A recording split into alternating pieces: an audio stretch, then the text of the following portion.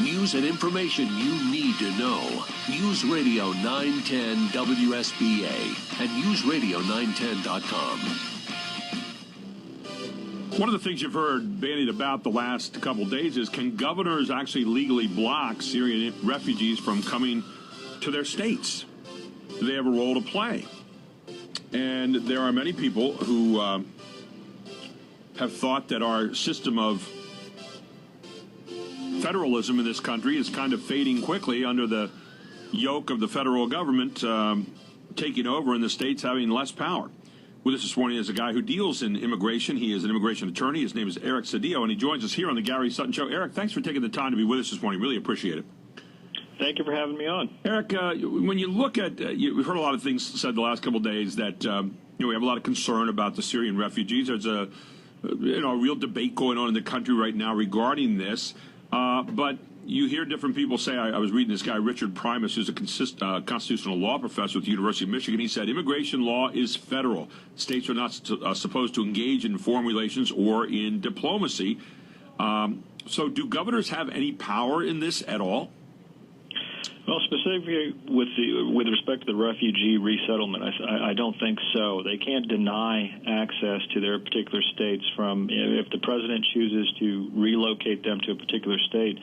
The governors don't have the ability to stop that actual action. What they may be able to do is exert control over their own agencies, their own state agencies, like the Department of Health and Human Services. They could tell them not to cooperate with the federal government. But quite honestly, with respect to the refugee resettlement, there isn't much that the states really do except utilize the pass-through monies from the federal government in relocating these refugees.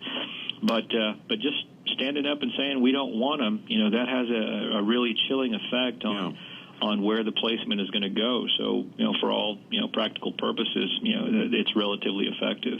Eric, I've been trying to see where the background is on this, and the one thing I found was the Refugee Act of 1980, which basically gives the president the power to admit refugees who face persecution or a well-founded fear of persecution based on race, religion, nationality, membership in a particular social group or political opinion. So that seems to be the basis where the president would go for his authority. Is that right? Well, actually, the president is, of course, vested with whatever he says with respect to the federal agencies. The U.S. Department of Health and Human Services is the agency that is responsible for dealing with the Refugee Act of 1980, which, of course, is a law created by Congress. So whenever the president uses executive authority with respect to a federal agency, it actually has the practical force and effect of a rule or law or regulation. So that is where he gains his authority from the actual Constitution in doing those things. Article 2, Section 1 provides him with that executive authority to do that. So, he's got every ability to actually implement the Refugee Act of 1980 and direct the Department of Health and Human Services, and then specifically the Office of Refugee Resettlement with respect to those actions. From the standpoint of law, the most recent decision that we probably have that we can look at that, again, says the federal government has authority over the states was a 2012 Arizona versus the United States decision in which the authority basically came down from the Supreme Court that says federal authority over the states on immigration matters, and specifically stated that it might be inappropriate to return an immigrant to a country mired in civil war. In your experience and using law as a background here, what have you found in regard to refugees and how they're settled here in this country, if anything? Well, quite honestly, there's no doubt that the president, that the power to utilize or implement immigration and specifically, the relocation of refugees vests with the president through the United States Constitution. Constitution is the supreme law of the land, and, the individual states must, of course, they're preempted from taking any action that affects immigration law or the refugee resettlement. From a practical standpoint, what we look at when relocating, the president does take into consideration. When I say the president, he's the one who issues the authority and has the Department of Health and Human Services actually do what it is he wants done for all practical measures. What they do is they take these refugees, they're vetted, they make application to the United Nations. The United Nations vets them and turns them over to, of course, if it's something that they could take part of in the United States, turns them over to the Department of State, which goes to the Center for National Counterterrorism, the FBI, Homeland Security. They're vetted additionally. This usually takes about 18 to 24 months. The refugees that would be coming, within the next 12 months, the vetting process has already begun. So it's not a situation where it's going to turn around real quickly. Refugees, that particular status is the highest vetted status that we deal with here in the United States. So, it's not like they're not going to look at these things very carefully. When you vet, give me if you can help me with this a little bit, if you know a little bit more on what is the vetting process? What does that look like? Because a lot of people are saying, we've seen our government at work before. We're not real impressed with some of the things that they've done, and so there's a little bit of distrust there. In all honesty, it depends on the country. If someone is attempting to relocate from, say, for example, France, well, the French authorities, the French government has a number of databases where you can look and find out, fingerprints, things of that nature, where you can really delve into an individual's past. In all honesty, the Syrian government doesn't have that same ability, but the Syrian people, the actual people themselves, are relatively documented in terms of military background, things of that nature. But in all honesty, it is more difficult, as you have less, of a government that has that ability to vet on its own. Now, again, the United Nations does that vetting initially, with respect to the refugees, and that could take months.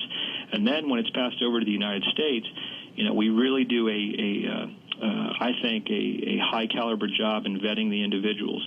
And with respect to the Syrian refugees, they could simply err on the side of caution. When we look at what a government should do, whether the president has authority in this, whether Congress does, but the president, we've talked about it constitutionally, it says he has that authority. Does he not also have a responsibility, though, to uphold the security for all the people who are already here? We seem to hear an awful lot about illegal aliens coming to the country. The president cares a lot about them. We care a lot about the refugees. And I don't think there's anybody in the world that doesn't understand why people aren't trying to come here. On the other hand, what about the people that are here? Don't we have a responsibility to balance those kinds of concerns with security concerns for the people already inside? Absolutely, absolutely. I think the president, I'm sure he would acknowledge that is his first priority, to protect the citizenry of the United States. What I think he's attempting to do, and I think what Congress is doing and a lot of the governors are doing, and they're reacting in a very, human way, to what happened in Paris. We're all very concerned. Who are these refugees? Where are they coming from? Is the potential for a terrorist slipping through going to happen? Those are all very real concerns, and I think what the president's tried to do over the last few days is to educate the governors, to educate the congressmen, and tell people, is this a real threat, or are we just operating on based on fear of the unknown? Well, but absolutely. Let me disagree with you for a second, because what the president has done, I've watched what he said the last few days. He's berated people in many cases and said basically, you're worried about fear and panic here. This isn't about fear and panic. I mean, it's basically, I think, and speaking on behalf of myself, it's called caution. I mean, it's called caution in a world that no longer maybe operates all the way it has operated before. And so many of our traditions, people talk about taking care of the tradition of helping people out, and I'm not opposed to that whatsoever. But by the same token, what about the tradition of terrorism right now? They've said we'll use basically anything to get to you. We've seen them use or misuse identities in France. So why shouldn't we be cautious about that instead of rushing pell-mell into going straight ahead with the way things were, when we have things like France and Paris to remind us along the way that things are different? I would absolutely agree that we do need to be more cautious, and I would agree. The Refugee Act of 1980, of course, as the name implies, it's 1980. 1980. It does not contemplate our current world in terms of things like vetting. Which, by the way, was a year before they rammed the explosives into the Marine barracks and killed, 250 Marines in Beirut? So it was kind of signal the beginning of the war on terror. But go ahead. That's absolutely right. So it is a situation where the president, I think he was dealing with in response to, the perhaps the requirement that the refugees be Christian, things of that nature, in terms of the way it's going to look on us, across the world. But absolutely. And I'm not in favor of that, by the way, about splitting up Christian and Muslim and all that kind of stuff. Listen, if you're bringing people in, you're bringing people in. Right. Christians and Muslims can both be hijacked from where I'm standing as far as IDs are concerned. Yeah, you're absolutely right, and you know, I don't think that there would be as much cause for concern if we're talking about helping, you know, the children of Syria. Certainly, you know, you've got 11 million people who've been displaced over there, 7 million within the country, and you know, 4 million in surrounding countries, and it's heartbreaking. So. And I don't think that it's outside the purview of the president to have as a requirement for asylum, you know, that these, you know, that they be under a certain age, perhaps. Maybe we're talking about women. You know, that's kind of been thrown into the whole mix with the suicide bombing recently. Right. But it is a situation where I think the president has the ability. We're talking about taking on 10,000 over the next 12 months. Well, you know, there's millions that have been displaced. So I think we have an opportunity to kind of, one, vet more carefully, and two, you know, perhaps bring those people on who may be, you know, less of a threat, in all honesty. Yeah, and that's a pretty realistic way of looking at it. Actually, I hadn't thought about that particular aspect, so you bring something else to the conversation there that's worth consideration. At the end of the day, you know, balancing security and balancing, you know, helping other people who are obviously in need of immediate help, as we see these millions coming toward Europe right now. How do we find the balance point? Where is that? That's a very good question, and smarter minds than mine need to deal with it. Me too. In all honesty, yeah. But there is, you know, there are all alternatives. If we can realize what the problem is, perhaps there are some things that we can do, you know, to assist Turkey with the 2 million that they have over there. And really, for me, more than anything else, just looking at the number of children that are displaced and who aren't being fed properly and don't have water and don't have health. You know, those are things that, as America, we should be doing more to assist. Now, I'm not going to sit here and wholeheartedly, you know, endorse a blanket, hey, bring everyone over. We do need to be careful. But I think there's some things that we need to realize that we are America and we are great and we have an obligation to assist, you know, but we do need to be careful in how we proceed. And from that point of view, I think you're absolutely dead on. Eric, I really appreciate you taking the time this morning. I know you're busy, and thanks so much for joining us here on the Gary Sutton Show. Thank you for having me, Gary. Have a great Thanksgiving. Take care. You as well. Thank you. Eric Cedillo, immigration attorney, with us on the Gary Sutton Show. And he makes some sense. You know, we talk about how people are being indoctrinated around the world. Why don't we get some of those younger people? You want to bring some of those younger people in here, and you want to do it in an orderly fashion, and you want to, you know, get them in here where they can start to you know, learn what America's about. It's not the great Satan. Maybe it's our small little way of trying to indoctrinate, but you better be careful. And no, it's not panic, and no, it's not fear. It is simply caution. That's all it is. It's caution. And it's about time for the President of the United States, who, if he really does care about our security, that's the one place I might have disagreed a little bit with Eric.